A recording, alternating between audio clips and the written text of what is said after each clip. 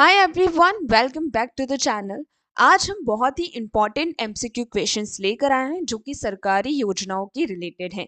यानी schemes of India 2025 पे जितने भी एमसीक्यू क्वेश्चंस हैं वो आज हम डिस्कस करेंगे। स्टार्ट करते हैं। स्टार्ट करने से पहले छोटी सी रिक्वेस्ट है, अगर ये लेक्चर आपकी कंपटीशन एग्जाम में थोड़ा सा भी हेल्पफुल रहे तो प्लीज़ चैनल को सब्सक्राइब कर लेना, वीडियो को लाइक करना और वीडियो को शेयर ज़रूर करना। स्टार्ट करते हैं। क्वेश्चन फर्स्ट है, पीएम विकसित भारत रोजगार योजना की शुरुआत किस वर्ष की गई है? पीएम विकसित भारत रोजगार योजना की शुरुआत किस वर्ष की गई? Option A 2024, option B 2025, option C 2026 या ऑप्शन डी 2023। यहाँ ऑप्शन बी 2025 बिल्कुल सही हो जाता है, यानी पीएम विकसित भारत रोजगार योजना की शुरुआत 2025 में की गई है।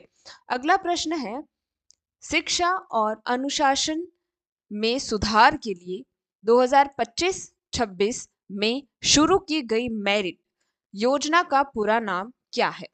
Option A multi target educational and research innovation training, option B modern employment and research in technology, option C बहु विषयक शिक्षा एवं अनुसंधान सुधार तकनीकी शिक्षा योजना या option D massive education and revenue improvement tool. यहाँ ऑप्शन सी बिल्कुल सही हो जाएगा, यानी जो मेरिट है उसका पूरा नाम है बहु विषयक शिक्षा एवं अनुसंधान सुधार तकनीकी शिक्षा योजना। अगला प्रश्न है, केंद्र सरकार द्वारा यूनिफाइड पेंशन स्कीम यानी यूपीएस की अधिसूचना कब जारी की गई, जो एनपीएस का एक वैकल्पिक ढांचा है? ऑप्शन ए है 1 अप्रैल 2025, ऑप्शन बी 13 फरवरी 2025, ऑप्शन सी 24 जनवरी 2025 या ऑप्शन डी 15 अगस्त 2024। यहाँ ऑप्शन सी 24 जनवरी 2025 सही हो जाता है, यानी केंद्र सरकार द्वारा यूनिफाइड पेंशन स्कीम यूपीएस की अधिसूचना 24 जनवरी 2025 को जारी की गई, जो एनपीएस का एक वैकल्पिक ढांचा है। नेक्स्ट है, ट्रेड्स ट्रैवल प्रोग्राम जिसका उद्घाटन जनवरी 2025 में हुआ किस उद्देश्य से संबंधित है?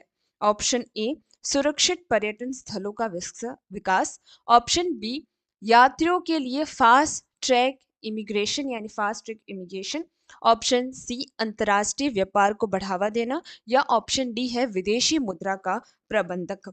यहाँ पर ऑप्शन बी जो है सही हो जाएगा, यानी यात्रियों के लिए फास्ट ट्रैक इमिग्रेशन के लिए इसे उद्घाटन किया गया है। कौन सा? ट्रेड्स ट्रैवल प्रोग्राम जिसका उद्घाटन जनवरी 2025 में हुआ, उसका उद्देश्य यात्रियों के लिए फास्ट ट्रैक इमिग्रेशन है।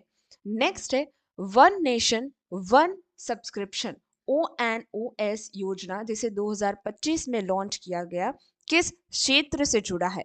ऑप्शन ए सार्वजनिक वितरण प्रणाली, ऑप्शन बी बैंकिंग सेवाएं, ऑप्शन सी स्वास्थ्य बीमा या ऑप्शन डी शैक्षणिक अनुसंधान और डिजिटल लाइब्रेरी। यहाँ पर ऑप्शन डी शैक्षणिक अनुसंधान और डिजिटल लाइब्रेरी बिल्कुल सही हो जाता है, यानी one nation one subscription ONOS योजना जिसे 2025 में लॉन्च किया गया था, ये शैक्षणिक अनुसंधान और डिजिटल लाइब्रेरी से जुड़ी हुई है। नेक्स्ट है, पीएम सूर्य घर मुफ्त बिजली योजना के तहत लाभार्थी को प्रति माह कितने यूनिट तक मुफ्त बिजली प्रदान करने का लक्ष्य है?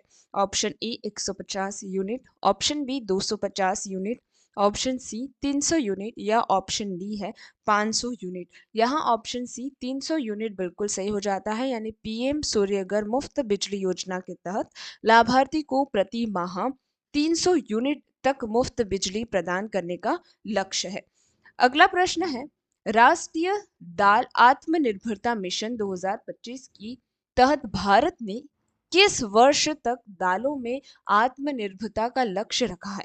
ऑप्शन ए 2028 से 29, ऑप्शन बी 2035 से 36, ऑप्शन सी 2030 से 31 या ऑप्शन डी है 2027 से 28।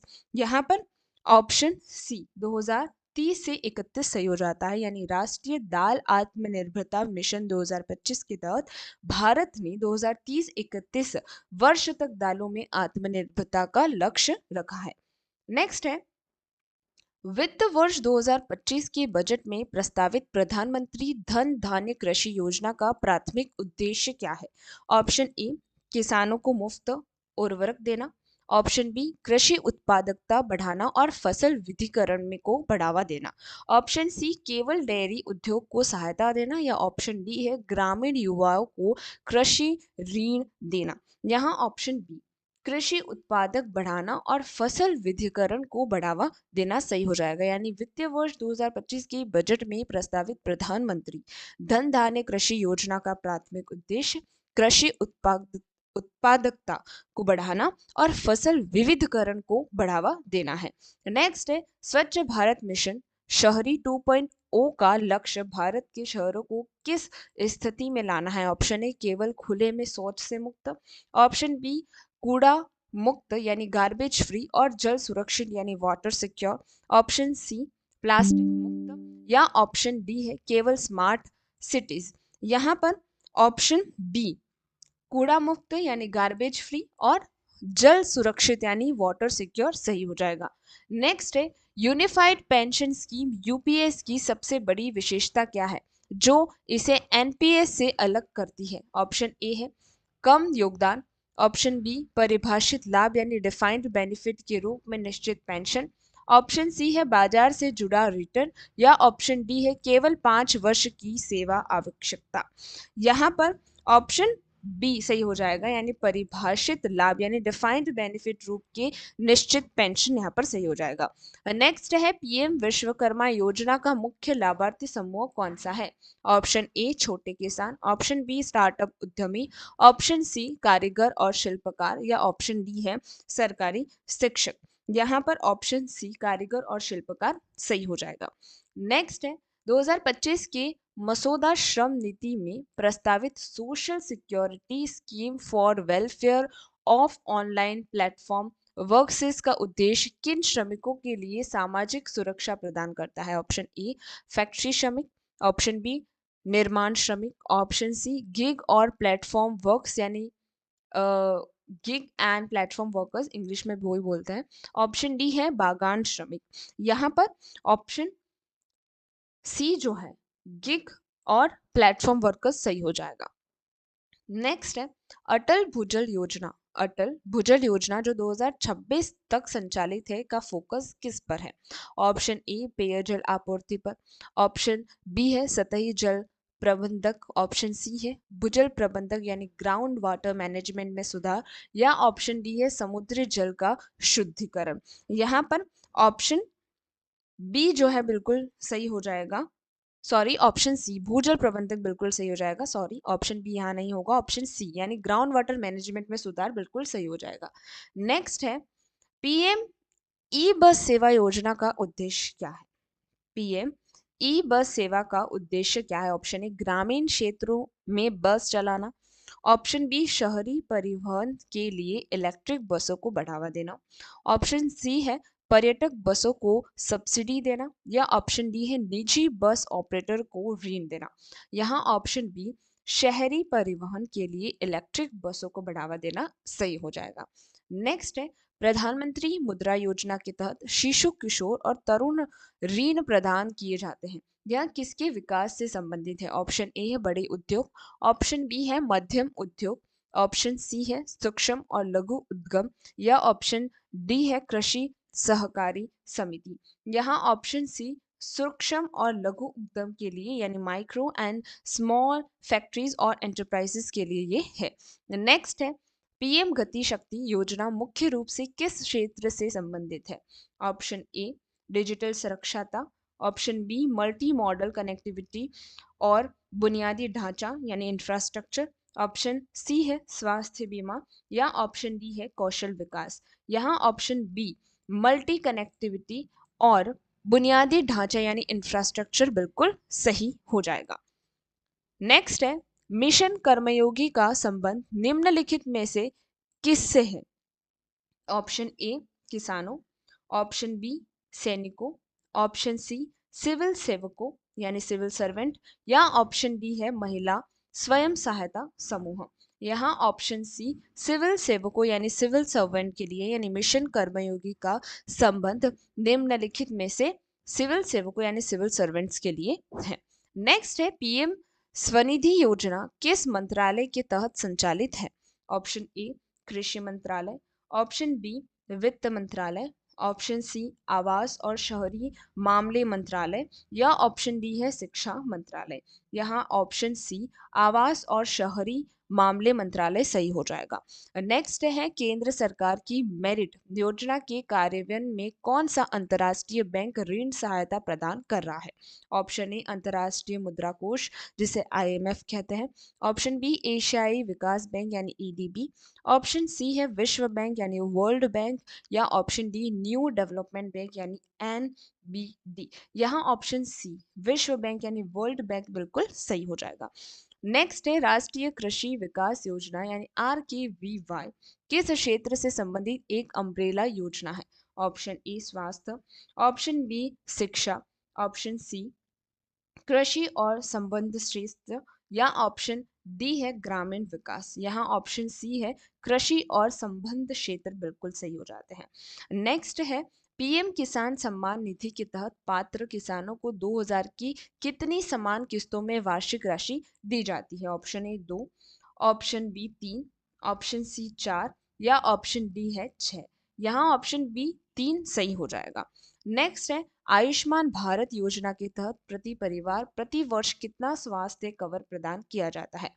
Option A 2 lakh, option B 3 lakh, option C 5 lakh या ऑप्शन डी है 10 लाख। यहाँ पर ऑप्शन सी 5 लाख सही हो जाएगा। नेक्स्ट है पीएम फसल बीमा योजना के तहत किसानों को खरीफ फसलों के लिए प्रीमियम के रूप में कितने प्रतिशत का भुगतान करना होता है?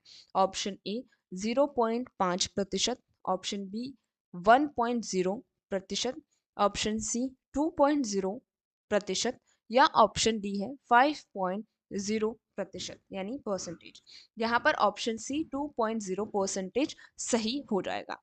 नेक्स्ट है महात्मा गांधी राष्ट्रीय ग्रामीण रोजगार गारंटी अधिनियम यानी मनरेगा के तहत पंजाब राज्य के बाढ़ में काम की कमी को देखते हुए रोजगार के दिनों को 100 से बढ़ाकर कितने दिन करने का आदेश दिया गया है जो कि 2025 में अपडेट हुआ है?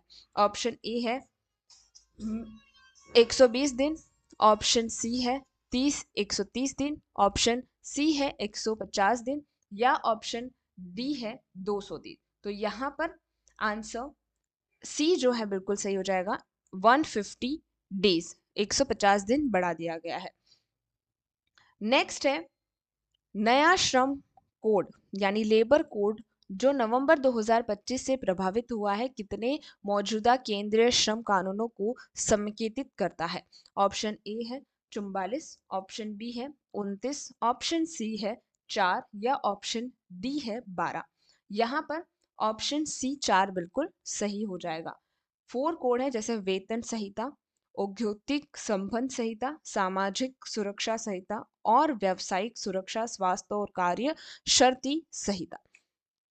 नेक्स्ट है आयुष्मान भारत वंदना योजना फरवरी 2025 में आधिकारिक तौर पर किस राज्य केंद्र शासित प्रदेश में शुरू की गई है? Option A Tamil Nadu, option B Telangana, option C Puducherry या ऑप्शन डी है यहाँ पर केरल।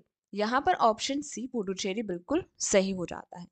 नेक्स्ट है बिहार में शुरू की गई मुख्यमंत्री महिला रोजगार योजना 2025 के तहत स्वयं सहायता समूहों से जुड़ी महिला को कितनी प्रोत्साहन राशि देने का प्रावधान है?